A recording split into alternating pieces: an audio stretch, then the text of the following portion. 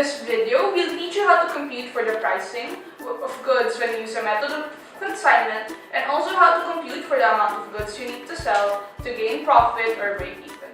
Before starting, here's a bunch of terms you may want to learn in order to further understand this video. Number 1, base price. The selling price of the goods that the supplier gave to you. Number 2, selling price. The price you're going to sell the borrowed goods for. Number 3, rental cost. The amount of money you paid for the space. In our case, that'll be 1,500. Number 4, break-even point. This is the point where expenses equals sales. And last, we have markup, the interest of products. Now let's get into it. To make things easier, let's visualize the situation. Let's say that you are having a bazaar and you want to borrow iPhone and iPad cases from your mom's booth. First of all, the price of a stall in the bazaar is 1,500 pesos, which will be our first cost. We also need to identify the base price of each item we borrow. Let's say that the prices are 100 pesos per iPhone case and 200 pesos for each iPad case.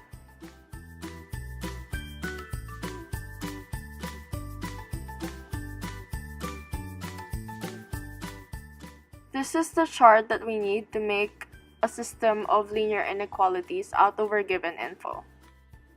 So the base price for the iPad cases is 200 pesos per case, and for the iPhone cases is 100 pesos per case. So since the markup is 30%, we get the 30% of 200, which is 60, and 30% of 100, which is 30. So to get the selling price, we need to add the base price and the markup. That gives us 260 and 130.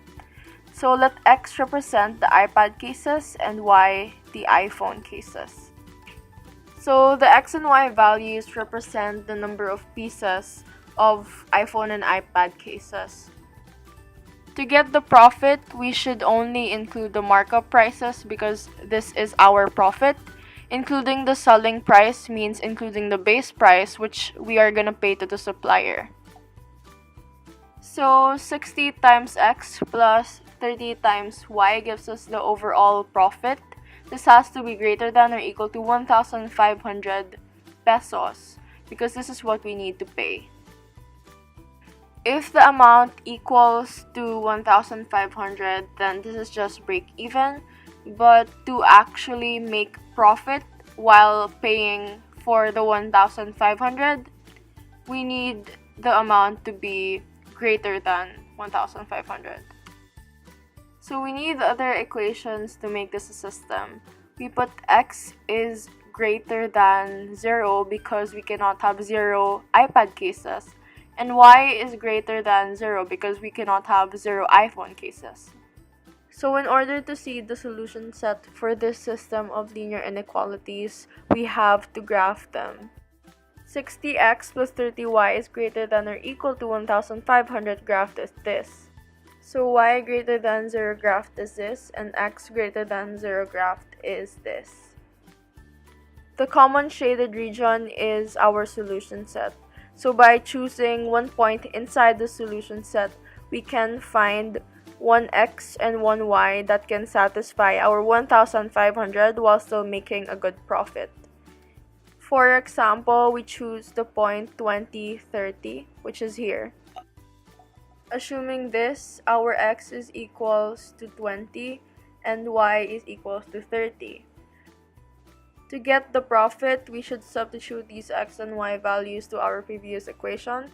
So 60 times 20 plus 30 times 30 is greater than or equals to 1,500. So this simplified is 1,200 plus 900.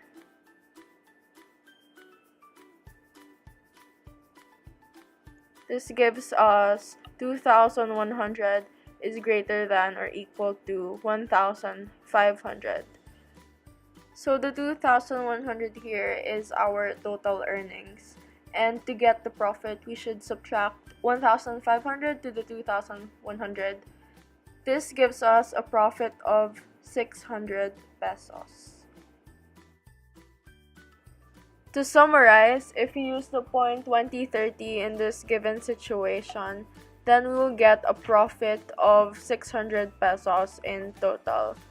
Of course, this is just an example on how to use linear inequalities to compute for your costing and profit. So feel free to explore any other possible combinations until you get the one you're satisfied with.